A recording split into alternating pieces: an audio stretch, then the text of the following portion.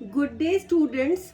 I am Dr. Rachna Mathur, and we are discussing the poem or the ode on a Grecian urn. So, we are discussing the ode on a Grecian urn by John Keats. So, I am summarizing the poem. So, I am summarizing the ode. In the first stanza, the speaker stands before an ancient urn and addresses it. He is preoccupied with its depiction of pictures frozen in time. It is the quote, still unravished bride of quietness, the foster child of silence and slow time. He also describes the urn as a historian that can tell a story. So, as most of the odes are very sensuous, in the same way, Ode on a Grecian Urn is a very sensuous poem.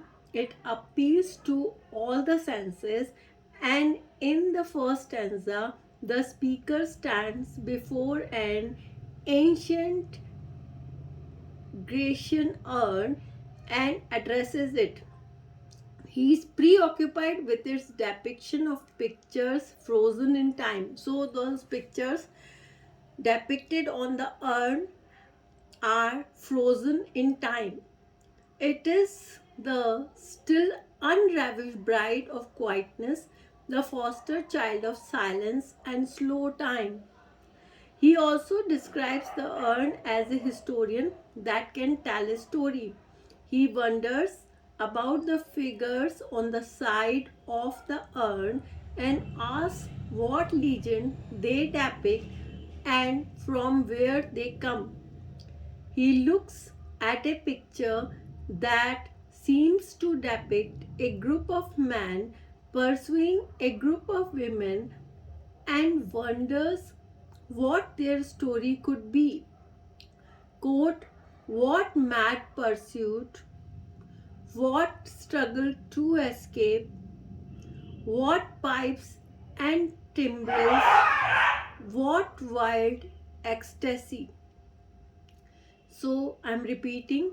He looks at a picture that seems to depict a group of men pursuing a group of women and wonders what their story could be, what mad pursuit, what struggle to escape, what pipes and timbrels, what wild ecstasy. In the second stanza, the speaker looks at another picture on the urn, this time of a young man playing a pipe, lying with his lover beneath a glade of trees. The speaker says that the piper's unheard melodies are sweeter than mortal melodies because they are unaffected by time. This is a very beautiful imagery. I am repeating. In the second stanza, the speaker looks at another picture on the urn, this time of a young man, and the young man is playing a pipe. He is lying with his lover beneath a glade of trees. The speaker says that the piper's quote unquote unheard melodies are sweeter than mortal melodies. The reason he is giving is that they are unaffected by time. So they will remain as they are. He tells the youth that though he can never kiss his lover because he is frozen in time, he should not grieve because her beauty will never fade.